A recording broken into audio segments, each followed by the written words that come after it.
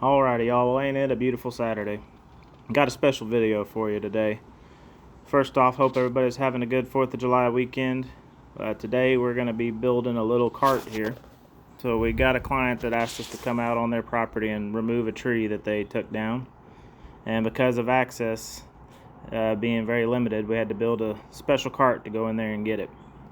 So the tree is 11 foot long, about 30 inches in diameter, and weighs about 3,000 pounds. So we're going to build this little cart here to get it on the back of a tractor and pull her on out so we can get started on the process of going from tree to table.